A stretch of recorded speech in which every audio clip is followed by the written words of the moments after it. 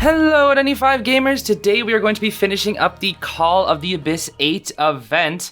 What I mean by that is specifically we're going to be taking a look at the Wasteland Exploration bonus lore kind of thing. It was here in the Wasteland encampment. I basically filmed 15 sessions of me doing this Wasteland Exploration and moving around with Violetta. It's pretty simple. There's not anything super crazy. It's literally just me walking around and reading out the lore. So, with that said, let's get right into it. Alright, time to investigate more Wasteland Exploration. Let's see here. Violetta crawling time. There's still quite a few days we have to go through this, so I'm not really sure what else we're gonna find here, but we'll just read through it here. That is a new thing, I'm pretty sure. Let's see. Yeah, that's a new thing. A peculiar artifact collected from the Wasteland resembles a wooden conch. Without realizing it, several of us became mesmerized by it, drawn to its genuinely captivating qualities. It is a nice little swirl. When we placed the conch to our ears, we often heard sounds that seemed to originate from within, like the gentle crashing of waves. However, the noises emerging from the conch go far beyond the mere waves. Most of the time, we cannot identify their source or place of origin. What remains constant, though, is that the changes in sound are unrelenting and ever-present. Interesting, okay. I mean, I love listening to, like, seashells and whatnot. It has, like, a nice little echo to them. Even if it is brought up in, like, every single Hallmark Christmas movie or something. I actually don't know if they do that, but I just thought of, like, the most generic movie possible where they would do something like that. I feel like we got this one already, right? Yeah, we did. The colossal remains have largely become shelters for the creatures of the wastelands. At times, the more stable structures serve as perfect places for these creatures to build nests or seek refuge. Through the relentless assault of rain, fog, and green moss, the once dense stone and wood slowly soften, losing their former resilience. With those original or newly opened crevices, a hidden world of intrigue and mystery awaits. As the prosthesis recounts, he once stumbled upon a rare ant nest in a spot much like this one. The guide, it seems, is quite fond of listening to such stories. I mean, she is a child. She loves those little bedtime stories. You know how it goes. All right, last thingy of the day. Let's see what we got here, Violetta. And here we go. Another little sparkly. And more apples. You probably get like a ton of apples from this. Okay, we had this one already. Let's see. Wait, what? We haven't, I could have sworn we had this. No, this is the things that we formed in the plot. That's what it was. Okay. These two wooden symbols were found in the wasteland, likely remnants of a long-forgotten human settlement. Though damaged when discovered, I managed to reconstruct them with remarkable ease. Perhaps too much ease, as if the designs were already ingrained in the recesses of my mind. Okay. The basic designs of these emblems resemble the Vitruvian man and the Trojan horse, with a few other scattered pieces of wood nearby, none showing signs of mutation. Perhaps this simple approach was used to mark the residents of that place. I plan to ask these among us who hail from there. I see. I think it was like aeroplanners or something like used to be there. I know that for sure. All right, we have some more Wasteland Exploration to do. Let's see what we got. Oh, it's right there. I was about to start moving. I was like, oh, it's just right in front of me, bro. All right, what do we got? It's the bowl thing again. Here we go. Documented example of improper storage and its repercussions. During the transportation of our possessions, the spiral fell unexpectedly, coming to rest with its underside facing upward. While retrieving it, its front side was exposed to the team, causing damage to some of the Colossus's components. As a result, until repairs were completed, the Colossus would often enter a self-imposed dormant state when facing certain members of our team. Practical applications. This tool is particularly effective for breaking through hard, brittle objects, such as stone locks on scavenged crates, though it may inadvertently damage the crate's contents. I see. How many of these freaking things just end up being dummy dangerous or whatever? Okay. In the plant here, let's see what we got here. More apples, and the arm again, okay. Mutated limbs like these are frequently collected by the prosthesis, for working with such altered materials is no simple feat. It is not merely a matter of scavenging parts from the wasteland and attaching them to missing limbs. The prosthesis cultivates these eroded materials, particularly focusing on the soft tubes concealed within the solid wood. These soft tubes are capable of digesting hardwood, reshaping and assembling it into more suitable components. Much like how the wasteland, in its final stages of erosion, molds life forms into entirely different artifacts. Once reshaped, the prosthesis refines them into usable parts. I see, I see. I certainly know what's the... I forget the little silver part on the hand, though. Did I ever mention that? I honestly don't remember. Okay. Hey, look, a hand. Too bad it doesn't do anything when you tap on it. That seems rather mysterious. Okay, what do we got here? Another little treasure. 200 apples, and what the heck? Weeping Clown. This mask, unearthed from the wasteland, appeared to bear the likeness of a face in slumber as we carefully excavated it from the earth. Okay, this was in the little girl's showroom, I believe. Gradually, we noticed an unsettling change in the artifact. Over several days or weeks, the face on the mask suddenly transformed, shifting from a serene, sleeping expression to one filled with sorrow. Ooh, that's kind of creepy. This phenomenon was not due to any lapse in memory. My notes clearly document its original appearance at the time of discovery. True to form, the prosthesis was captivated by the object. We observed it during our free time, yet its changes seem elusive to the naked eye. Or, more disturbingly, they may have been purposely orchestrated when nobody was watching.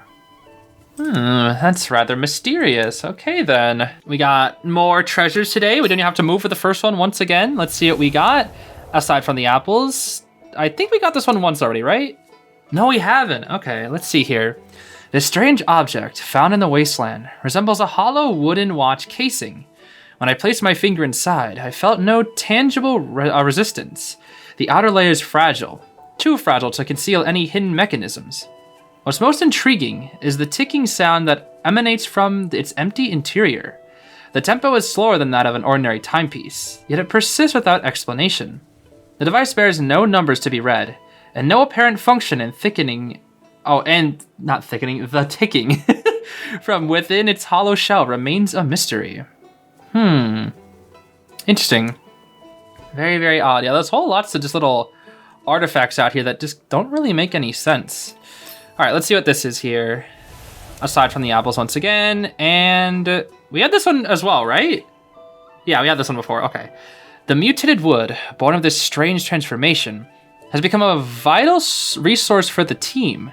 Indeed, we might even venture to say that when certain members, whether by choice or necessity, accept the corrosive influence of the land upon their bodies, this mutated wood serves as a convenient substitute material. However, oh, this is a long one. However, with each such substitution, the progression of their transformation only deepens. The corrupted wooden body, when compared to the frailty of flesh, proves to be far sturdier and more amendable to repair. In fact, some of our members owe their very survival to this strange power, though in the end, this same force will inevitably bring about their demise. With unmatched skill in both cultivation and sculpting, the prosthesis stands perhaps the closest to the abyss, yet he remains the most difficult to understand or predict. Yeah, Matthias is sure a very strange and interesting guy. Seems like he's kind of just very accepting of this whole wasteland thing. But I guess you kind of have to be if you want to get through something like this. All right, last thing about the box, the box that clones things basically and turns them into wood. In fact, I asked the guide to help me with another observation. Following my instructions, she placed the wildflowers she gathered into one side of the wooden lattice, and I observed as identical wooden replicas emerged from the other side. This simple, focused cooperation felt strangely familiar to me and evoked an indescribable sense of melancholy. As for the findings of the experiment, we cannot observe the flowers materializing from nothing. The moment the far side of the wooden lattice is perceived in any way, whether by sight or touch, the replication process is halted. Dang, that's crazy. So there's like a mysterious power that's just like anytime you try to see it, it just doesn't do it. That's so weird.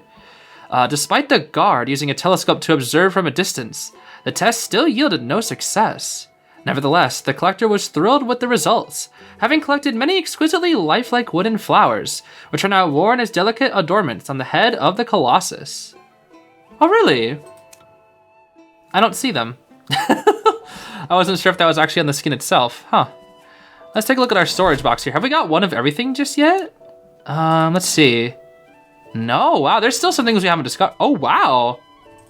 Dang, there's still like 4 things we haven't, Oh, big fish. Okay, so we still have yet to discover 4 things. Wow, okay then. It's time, more Wasteland Exploration. I feel like this probably is really weird to watch because it's like different days for me, but not for you. Where's the arrow? Oh, there it is. I was like, where the heck do I... Oh, it was like on the very corner of the screen, so it just didn't show up for a second. Okay, that's fine, that's fine. Give me my apples and my weird doohickey thing. Ah, the bone, or this bone, is the one the prosthesis entrusted to me, originating from that very ant nest. Inside lies a miniature frozen tableau, almost like a sacrifice, with the bodies of many mutated ants piled together. They are preserved with remarkable integrity, infused with unyielding strength. This seems to be another way the creatures harness the effects of erosion, an approach adopted solely by these astonishingly organized and cooperative beings. Their sacrifice is not for the sake of ideology or worship, but for purely pragmatic purposes. As they near the end of their lives, individuals make their way to this burial ground, transforming their altered bodies into an impregnable wall to defend the truly vulnerable, vital things within. Okay then, well those are some pretty cool ants that are dead, I guess. Oh boy, there's some very interesting stuff out here in this wasteland.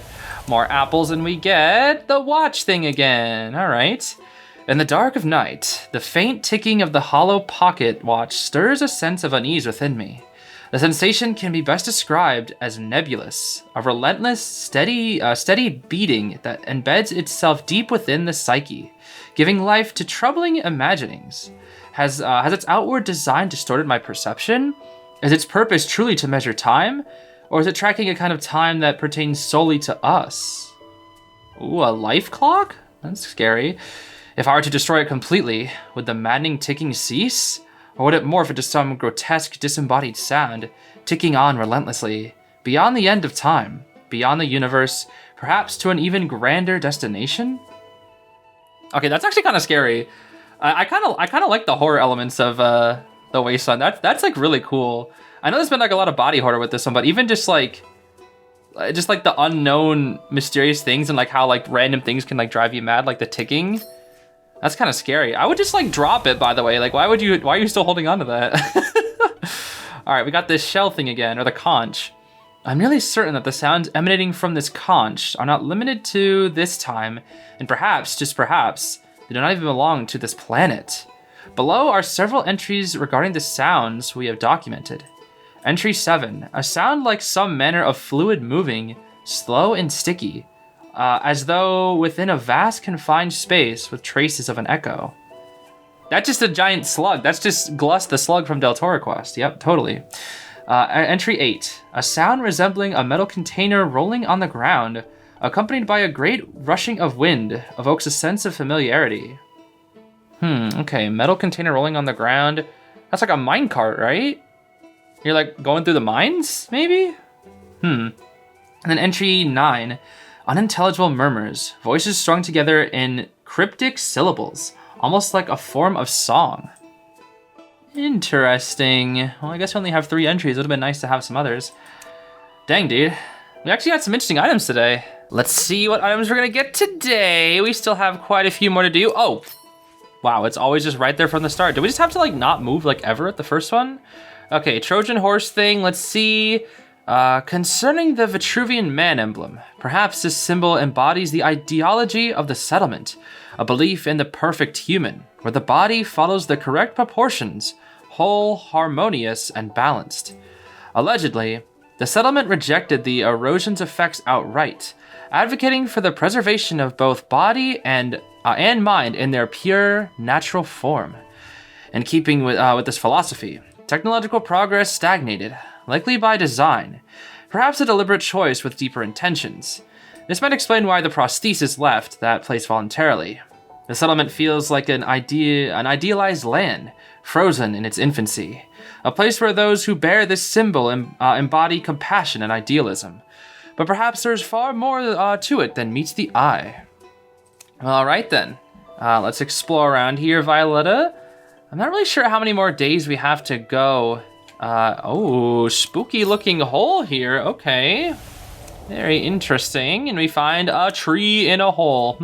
The rate at which these plants are found and the extent of their deformities serve as essential indicators for gauging the potency of the encroaching corruption in this vicinity. Our journey takes us deeper into the bleak, intimidating heart of the wilderness, for we know that it is only in its most perilous depths that we shall encounter what we seek, whether it be the one thing we desire or the personal answers each of us yearns to uncover. The artifacts that appear one after another present a stream of miracles, while the truth provides our fleeting lives with a sense of purpose. As I seek a new path, it seems I, too, must brave this spine-chilling passage. Okay, I mean, that one was pretty interesting, actually. I feel like that was less about the item itself and more just about, like, the situation that they're in general. And last item is just behind us, so I guess we're just gonna... Yep, there it is. Easy enough.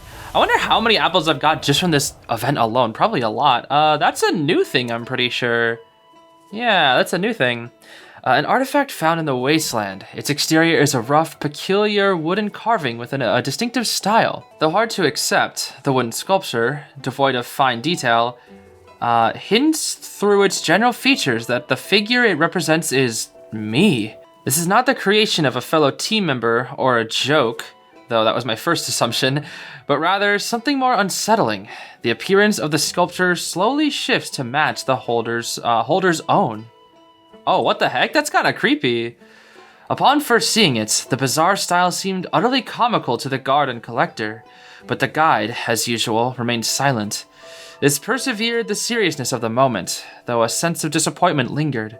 For now, it does not seem to present any immediate danger, and its potential uses remain unclear. Okay, there's no way it's about to be like some voodoo doll thing, right? That would be kind of creepy, actually. Exploring, I love exploring. I love apples and exploring. What do we have today, Violetta? We have this weird thing. Did we already get this? We did, yes. Upon this grotesque collection of mutated limbs, structures resembling mechanical components become discernible, a grim testament to the advanced erosion of what was once human. If the days to come are but a slow, inevitable corruption of mind and body, reshaped into something unrecognizable by an overwhelming, unyielding force, could be devoured by wolves be considered a mercy? Or perhaps, could he have discarded this fragment of himself, still wandering, desperately searching for the chance to live anew? What do you mean? I guess it was a person, so they just discarded it? What if they just died and that's just their remains? How do you know, Orphe? Because I don't. Bird! We already have the bird, right? What, we didn't? I could have sworn we already had this bird. No, I think it was in the... Oh, it might have been in the lore. It might have been in the main lore, that's what it was. Okay. An artifact collected from the Wasteland, resembling a bird-shaped whistle. This whistle perfectly replicates the call of a mutated bird. And, fascinatingly, the blower instantly understands the meaning behind the sound. Occasionally, I use this artifact to attract the mutated birds, but the fauna of the Wasteland remains ever watchful. At first, they simply hovered above us, yet their vigilance was not directed at all of us. Both the Colossus and I, holding the whistle, seem to draw the attention of these mutated creatures more than anyone else. Okay. Weird. Why the Colossus, though? What if they're spies for Violetta? Ooh. I mean, we really don't know. The biggest mystery is honestly Violetta in this entire thing. Not just like the landscape, or the wasteland, I should say, but hey, Tumbleweed! It's just Violetta herself. Let's see here. At times, we invent small rituals before opening the tumbleweeds, hoping to improve our odds, whether or not we truly believe these actions to have any measurable effect. Yo, midnight trick?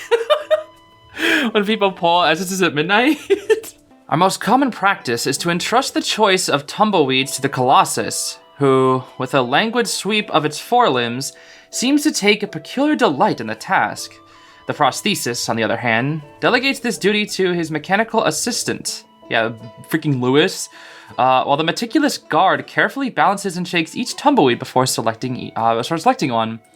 That's kind of interesting that they all have their different little thingies. The guide relies entirely on her intuition, acting with unshakable confidence and rarely hesitating, while the collector only selects those she deems most friendly. As for myself, I take pleasure in opening the tumbleweeds left behind by the others. For me, it's both a calculated move and a source of enjoyment. More often than not, my results are far from the worst. Oh, okay, so you're telling me like they tend to throw away like the decent ones. So that means you're just telling me that they're just bad at judging what tumbleweeds are what. Then again, how are you supposed to judge? They're just tumbleweeds. More exploring. Let's see what we got today. We never have to move for the first one. Actually, I want to try something. I think, yeah, you can move the camera around and see how Violet is gone down on the bottom, but you can actually still move the camera around. I was tested out on one of my other accounts. It's kind of funny. All right, let's see the notes as I continuously move the camera. I suspect it is a creature shrouded in intrigue, haunting the desolate stretches of the wasteland. As of now, no one in our party has witnessed its form beneath the earthen mound. Driven by its intense curiosity, the collector endeavored to capture the creature, but it proved far more nimble and alert than anticipated, rendering the effort fruitless.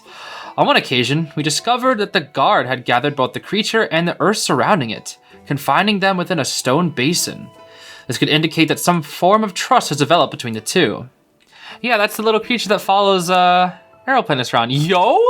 I'm right on top of the next one? Isn't that crazy? Let me see if I can snipe the next one as well here. The arm again, let's see. It seems the prosthesis cultivates these mutated materials as if to sculpt an idealized version of himself. The embodiment of this ideal appears to lie in the mechanical assistant at his side. Its form heavily modified, with every part detachable, and at its core, an empty cavity intended to contain mutated materials. Despite its human-like shape, its true essence is a far cry from human. Perhaps it is through this expectation that he perceives a deeper sense of freedom and wholeness. I see. Well, we didn't get to snipe the next treasure, but it looks like we're not too far off from it, and it's in the well. There it be. Unfortunately, I don't think you can move when the treasure is 3 of 3, though. Let's see. Yeah, we can't move anymore, because you're not allowed to move after you get the 3rd treasure. Let's see here. Below are several entries regarding the sounds we have documented. Okay, more sounds from this thing. Second one had sound. The first one have sounds? No, the first one didn't have sounds. Okay. Entry 11, an unnerving silence. Yet I am convinced that this stillness is not the emptiness of a void, but something more akin to the sensation of being watched. Entry 12. A sound like a heartbeat, yet it carries the resonance of heavy metal parts striking each other. A noise that ought not to belong here. There's no way this is like a simulation, right? That'd be crazy. Entry 13. This sound resembles tiny creatures scurrying in a cavern, perhaps fur sliding along narrow rock surfaces, paired with the delicate sound of a nose sniffing. At this point, I have come to believe that the conch records sound without any discernible order. Sometimes it brings comfort. Other times, it stirs an indescribable sadness and fear. If there exists a medium capable of spanning time and space, capturing all the details of the universe that eludes us, then perhaps, when faced with such an infinity, the truest feeling a person can experience is one of insignificance. Ah, I see. Yeah, I mean, that's fair. That's a fair point. Whenever you realize how big the world is, you just feel really, really small. And for today, let's take a look at our Wasteland Exploration again. I say today, but it's only been like 20 seconds for you. It's like every new day for me. Aw, sad face. It's so weird because I have to record these every day, but like for you, it's just gonna pass by in seconds. When we woke, we were astonished to find that the collector had slept through the night wearing the mask. Her impulsive and carefree nature often blinds her to potential dangers, and we sometimes have to remind her to approach such risks with caution. For nearly the entire day, she was uncharacteristically despondent. We had rarely seen a hint of sorrow on her face before. Thus, today's march was eerily silent. I forgot I can walk around. There is little doubt that the mask plays a role in this. Wearing it alters the wearer's mindset, shaping it to align with the mask's design. Fortunately, by the next morning, she had returned to her usual spirited self, and repeatedly vowed never to meddle with such mysterious artifacts without our permission. Oh, that is probably for the best, honestly. That's definitely for the best here. All right, let's see. Next thing is going to be... Looks like I can walk this way. I'm pretty sure the treasure was over here. It's the bird thing. The whistle can... I see the treasure. I can see the 3rd one. Yo, it's right there. The whistle can emote both short and long sounds with the ability to control pitch. In my notes, I've documented a simple method for recording unique combinations and their meanings. For instance, a continuous alteration of loud, high-pitched sounds seems to frighten the mutated birds away, acting almost as a warning signal that something bad is imminent. This process of exploration and deduction is ongoing. This whistle has allowed me to witness many peculiar moments, such as the final stages of their mutation, though perhaps this is a moment best kept private. What do you mean? No, the final stages of mutation, that sounds cool. I want to know about that. As it writhed violently before me, its wooden fragments pierced and bound by tendrils like ropes, I sounded the whistle, mimicking the call of a parent bird summoning its chicks. I guess maybe it's like very painful for whatever creature is going through the mutation or something. How strange. Ah, the big boy again. Here we go. Another notable aspect of this fish is its surprising deliciousness. We've grown accustomed to danger, and sometimes the risks do pay off. Such a declaration is hardly in keeping with my usual nature, and it seems like I may have been, albeit unknowingly, influenced by the presence of certain companions. Despite its harsh armored exterior, the guard is skilled in preparing such fish. Within, however, lie portions fit for consumption, though retrieving them is no simple task. Unpacking the labyrinth of interlocking parts and extracting the intact meat requires skill, even ingenuity. I must confess I have become quite proficient in this particular task, as I have with other undertakings that demand meticulous care and precision. There is a certain satisfaction in mastering such delicate work, much like the pride one might take in perfecting a fine art. Beyond the steaming fish broth, we often use the exotic spices provided by the guard to preserve and dry our catch. The results, though unpredictable, are often surprisingly satisfactory, culinary feats that both surprise and satisfy. Okay, Orphe just got me hungry with that one, bro. Now I want like a nice fish dish. Thanks, Orphe. I guess phase 3 is about to end, so we will see a phase 4 hopefully soon. I don't know if it'll be on this video, but probably not. I don't know. It'll probably be in a different video or something. But yeah, let's take a look at the Wasteland Exploration for today. I think we still have like quite a few more days to do. I'd say probably like 7 to 8 more days worth of apples and whatnot. Okay, this is gonna be our final big fish. Its appearance evokes memories of certain fossils I once held in my hands. In truth, the Wasteland's unique geological features have given rise to many isolated regions, each harboring its own secrets. My fascination with the creatures of the Wasteland mirrors that of the prosthesis. To him, they are the ideal subjects for his experiments on erosion. He often insists that animals and plants are far more deserving of study than humans. Yet, my curiosity lies with nature itself. At times, I bring the guide along, an instinctive pursuit, as though it were etched into my very being. Could it be that, in the fragmented recollections of our past, we were trapped in the pitch-black recesses of some research institute, with only a few books to serve as faint bridges to the outside world, into nature?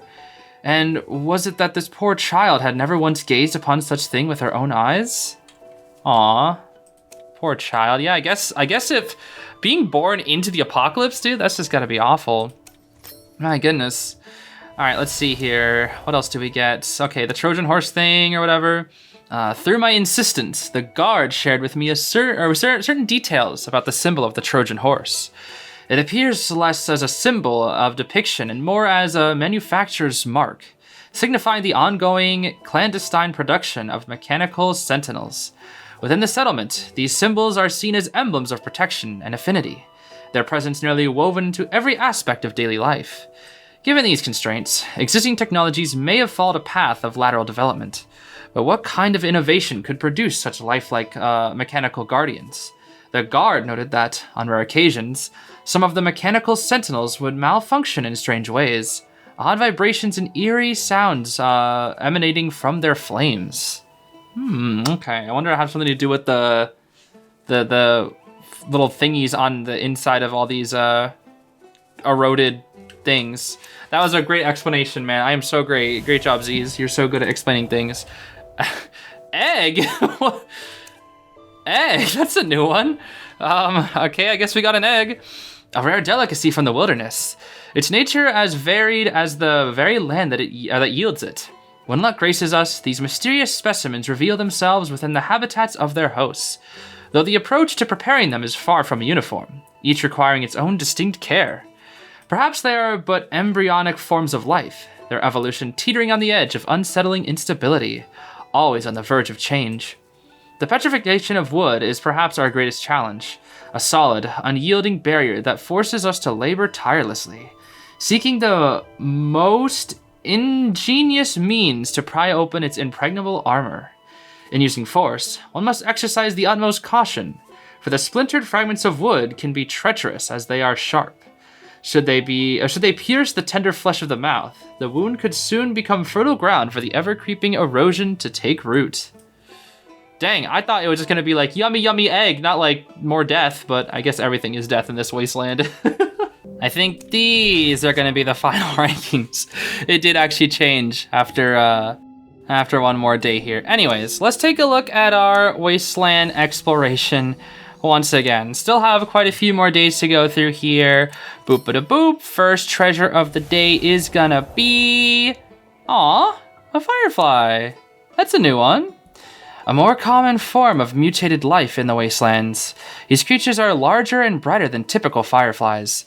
Influenced by the erosion's effects, they can sustain their adult phase for an unusually long time, a phenomenon also observed in other insects. We offer them water and a meat slurry, which draws them in. Once they settle on our flying machine, they serve as guiding lines for the Colossus. The tail of the firefly is a hand, glowing orb, much like frosted glass. The collector is especially fond of these small creatures. They're so cute, bro. Oh, entomologist, you would love this. Oh, maybe she should have been in this one, bro. Actually, oh my gosh, Melly would be so good in this COA. Oh my gosh, she would actually be amazing in this COA. She would fit right in, dude. Oh. Have we got this before? We have twice. Wow, I'm just dumb.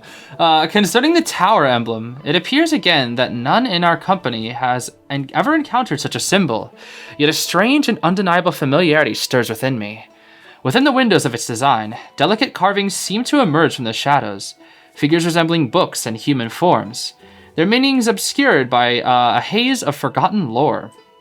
It brings to mind a narrative of intimate familiarity, as though a saga is unfolding, one that reaches a critical turning point, splitting into two diametrically opposed paths, each altering the course of the world in its own delicate and cunning way. However, it originates from one of the many scientific volumes stored in the ancient library of the Research Institute. Therefore, it should not appear here. I'm inclined to dismiss it as nothing more than a curious coincidence. Alright, bro, how many curious coincidences are in this freaking thing? I feel like there's a curious coincidence every 2 steps in this freaking wasteland. Dang, this treasure is far. How far do I gotta go? Okay, it's at the hand that looks like it's about to snap or something. And the watch thing again. Here we go. I seem to be alone in my reservations regarding this item, yet I have no desire to discard it simply due to my own anxieties. It has become clear to us all that this is a defining characteristic of wasteland artifacts. At times, they exhibit phenomena that defy human logic. If one were to describe them with a hint of justified hyperbole, each artifact offers a glimpse into some immense, indescribable truth, small enough to fit into one's pocket, yet vast in the mysteries they hold.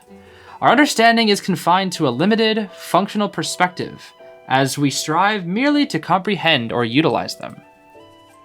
Very interesting. Okay, well, Orphe, listen, if you want to throw that thing away because it scares you, be my guest. All right, so now we're here on the next day, although I guess I should go backwards real quick because now we have a new phase. Ooh, spooky. Violetta is here now.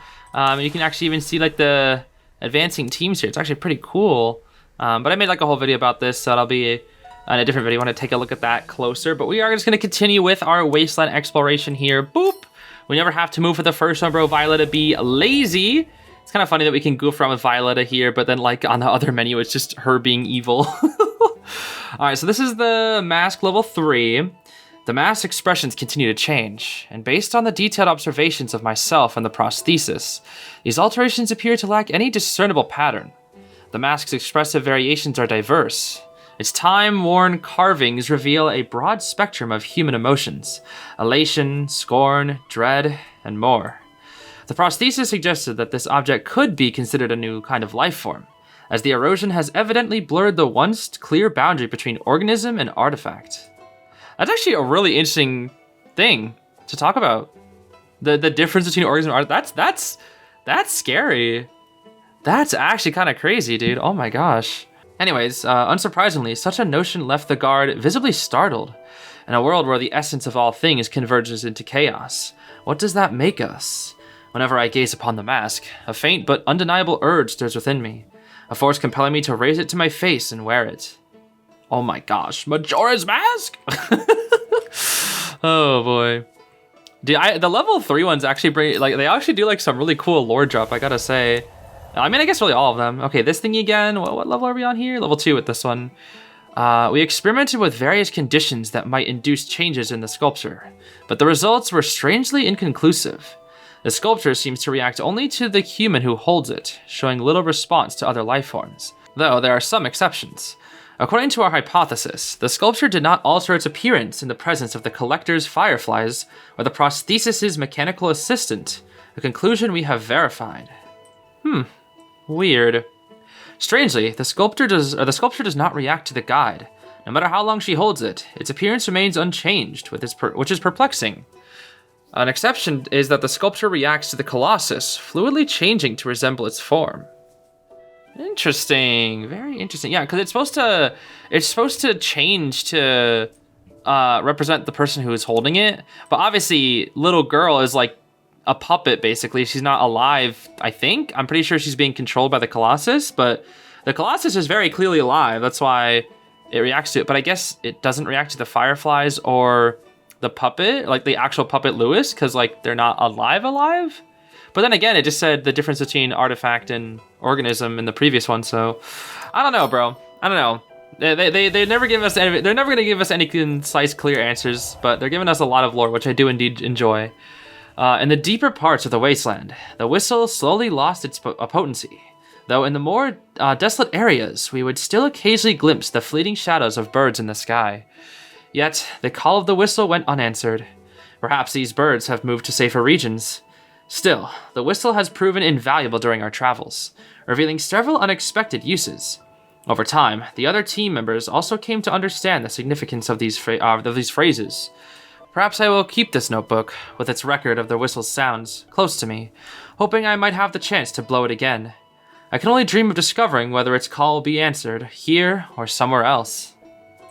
Very fascinating. Lots of good stuff today as well. Let's see what the Wasteland has for us today. It is time to explore once again. Even though we're reaching the end, I think we've actually found every new item to my knowledge. Egg moment. This, I discovered, evokes a rare manifestation of interest from the guide. She harbors a peculiar fondness for collecting the discarded shells of various eggs. Oh, that's right. She popped out the egg for the, in I think like Charles's showroom when they were cooking. Some etched with the intricate spirals of hardwood, others adorned with sharp, menacing spines. These curiosities, gathered in secret, now lie neatly arranged in a row within the storage compartment of the Colossus. Their dense, unyielding shells, thoroughly impenetrable, serve not only as relics of a strange beauty, but also as tools in games of skill between the guide, the collector, and the Colossus, who tosses them with eerie precision.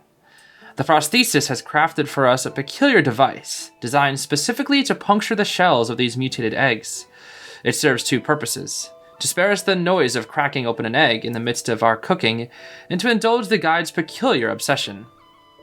Okay, I don't really understand what's going on with the little girl and liking the eggs, but I just like how every time Orphe brings up the Colossus, he's just like, yo, something kind of fishy about this Colossus here, bro. Oh, I did not mean to pick it up while I was walking, but that's okay. It's the thing again, the little armadillo thing. A study of the ingenious survival mechanisms observed in creatures of the wasteland. The prosthesis posits that other life forms in the wasteland, in response to the erosion, often display a greater aptitude for adaptation than humans. It is why certain creatures continue to thrive in the wasteland, while humanity has long since succumbed to decay.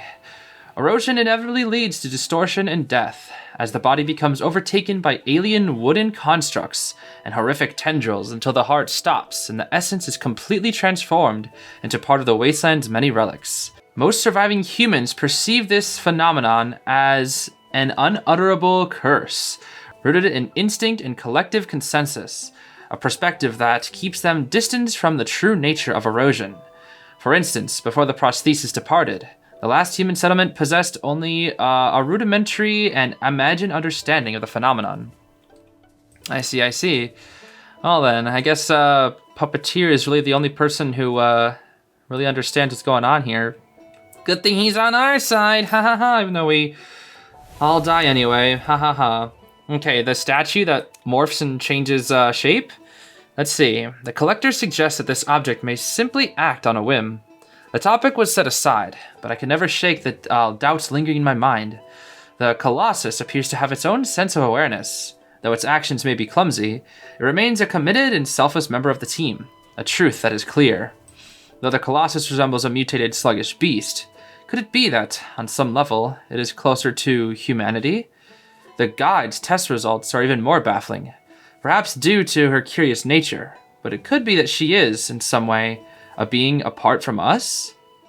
Yo, could you imagine little girl is the evil one and then Violetta is just the puppet? That'd be crazy. No.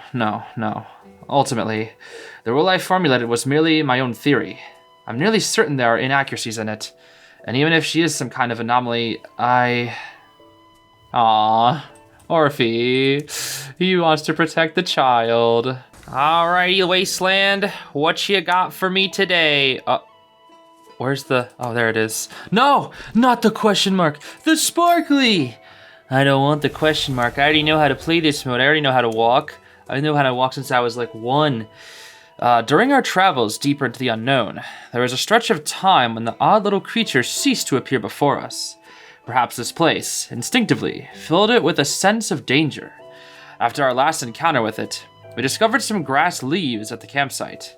The guard and the collector liked to believe that this was a token left for us to mark our departure, as the creature often uses grass leaves to cloak itself. Perhaps, just perhaps, it sought to send us a silent message.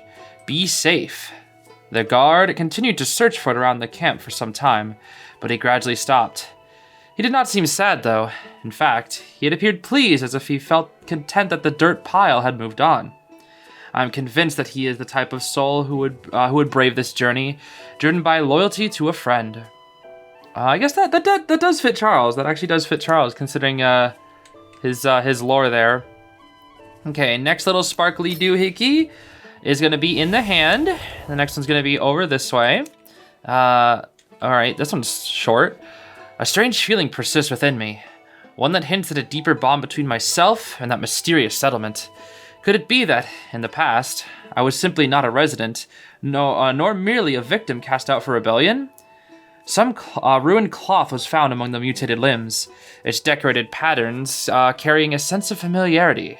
I stored the fabric away, hoping it might offer some clue to my forgotten past. Okay, I mean, that one was kind of interesting, but it didn't really give us too much lore. All right, let's see what this thing's all about here. The last sparkly is this thing again. Yippee! Unlike humans, the creatures of the Wasteland do not devise philosophies to define the erosion. This phenomenon appears less like erosion and more like systematic integration. Geez, 2 big words shoved together. Patterns consume them and, in turn, contribute to those same patterns. This process grants them advantages in combat, protection, and concealment. While it shortens their individual lives, it offers varied strategies for their continuation. Interesting. Can the essence of an order be more truly understood when preconceptions are abandoned in favor of direct observation? Do these tales, laced with curses and hope, distort the truth? And is the prosthesis truly seeking to comprehend the Wasteland through his own senses and instincts alone? I mean, those are some good questions, part of which I feel like I didn't even really fully grasp, but yeah, sure, whatever you say, Orphe. Now let's see here. I think we have everything on... Yeah, we've had at least one of each thing. Although, I'm not sure how many more we gotta go. I guess we have the Firefly a little bit more. I think we're pretty much almost done, though. We really have collected a lot of stuff. Everything here looks to be complete except for the Fireflies. What about this one here? We have the bird. The bird's all done. The egg we still need to finish. We finished the cocoon, the conch we finished, book chest, we finished that a long time ago, and then the hollow pocket watch we finished. So it's the egg, the firefly, and then I think we did this. Yes, we have this done. I think this is also done. Yes, okay. We might actually only have one more day. I think we do, yeah. I think tomorrow is the last one. We have firefly twice, and then the egg. Okay, so tomorrow will be the last day for our Wasteland Exploration, even though it's literally only gonna be 2 seconds for you guys. All right, it's time to end off the Wasteland Exploration, I believe. Like we were looking at last time, this should be our last rewards here. I think it was like double something, what was it? Double firefly and then something else. Here we go. The team frequently keeps mutated fireflies, which serve as our regular source of illumination. As night falls and the day's tasks come to a close, the team members return to where the Colossus rests. We search for their yellow glow in the fields and shrubs, occasionally noticing the guard simmering something, warming in his pot. The wasteland is vast and perilous, though we are strikingly different from one another. The members of this team share an unspoken understanding. We don't reveal the true purpose behind our search. The distant sounds, the faint glow of fire, and the ever-present Colossus and the little ones provide an invaluable sense of safety. Or perhaps it is a relationship of reciprocal reflection that reassures us our essence has not been lost within the quiet, desolate wasteland. That one's kind of fun sounding. I like that. Today's exploration progress 1 of 2. Only 1 of 2? Wait, why? Oh, can I only find one? I can only find one thing of each per day. So I have to get the last firefly tomorrow, don't I?